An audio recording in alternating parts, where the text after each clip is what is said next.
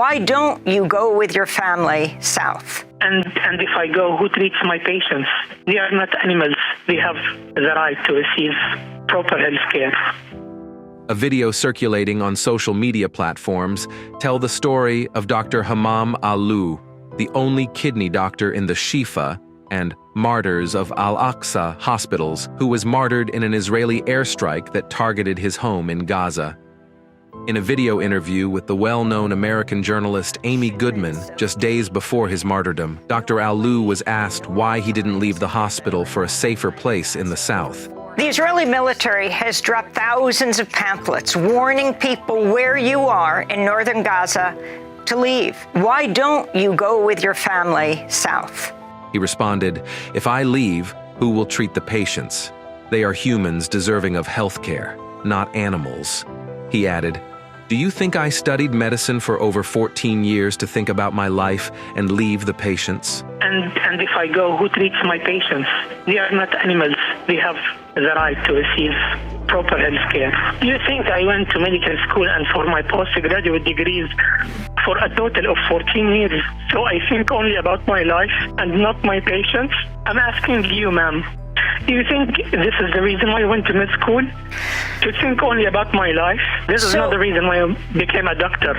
Over the course of more than 3 months of the ongoing Israeli aggression on Gaza, which targeted hospitals indiscriminately, the doctors in Gaza have written a heroic and historical saga in their determination to stay in their workplaces, with some paying the ultimate sacrifice.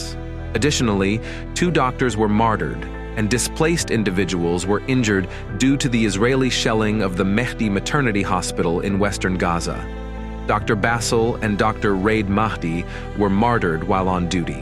3 days before his martyrdom, Dr. Basel Mahdi left a message on his Facebook account saying, "Some will die before their time, but others will die lacking dignity, humanity, and principles.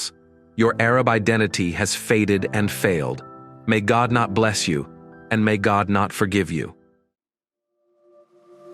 كان روحه الإيجابية دائما إنه خلينا نكمل، خلينا نعمل، خلينا نخدم الناس. دكتور مدحت هو قامة، ماشي استهدافه في المرحلة هاي. أنا بقول لك هو فقد للكادر الطبي، فقد كبير للمستشفى الشفا نفسها.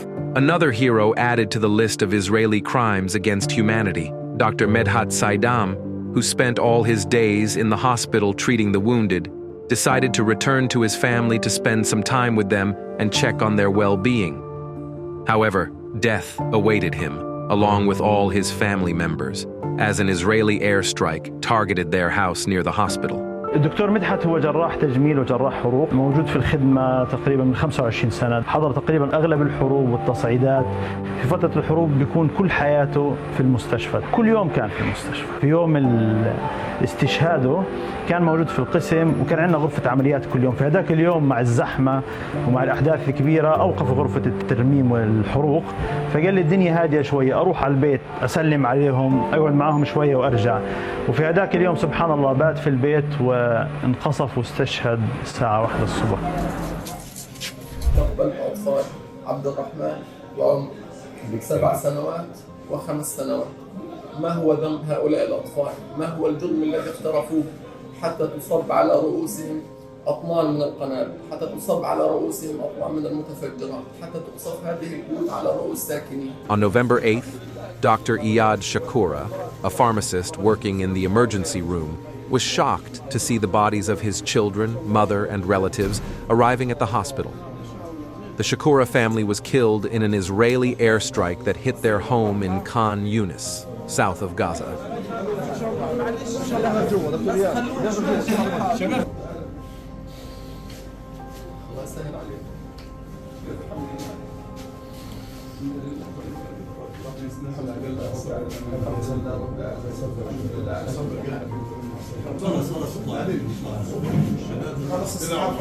The doctor began listing the names of the bodies one by one.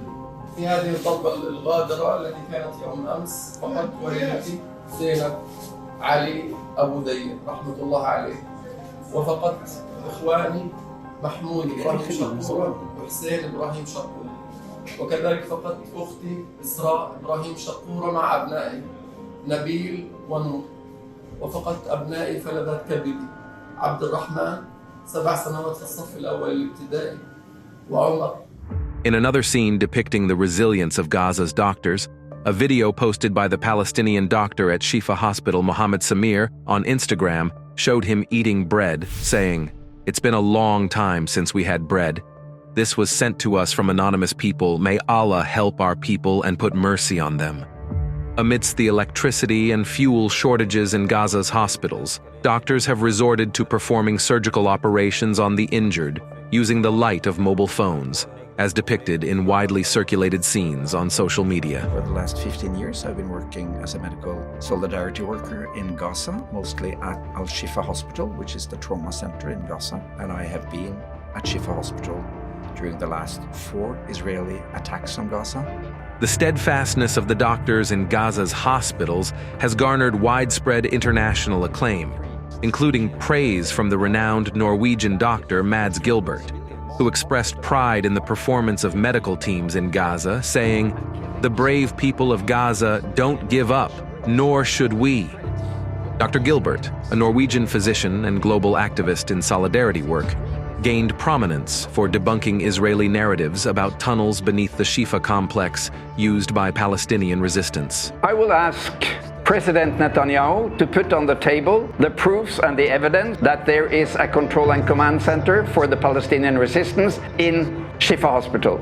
We have heard these claims since 2009. We have twice been threatened to leave Shifa Hospital in 2009 and 2014 because the Israelis were going to bomb it because it was a command center. Now, I have been working in Shifa for 16 years on and off, in very hectic period. I've been able to walk freely around. I take lots of pictures, I video film, I've been sleeping in the hospital during bombardment. I've been all over. I've never been restricted, controlled.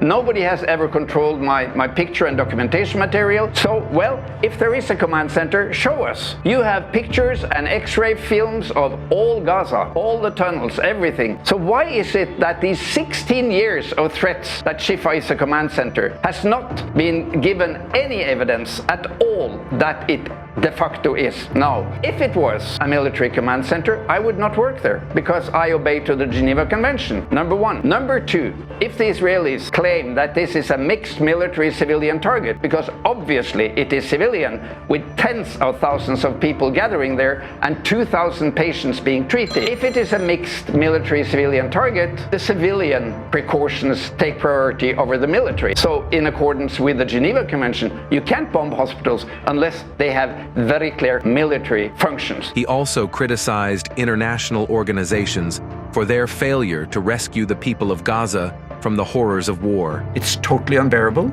It's against international law, and it is, of course, inhuman, brutal. This is what the Palestinian people experience every day.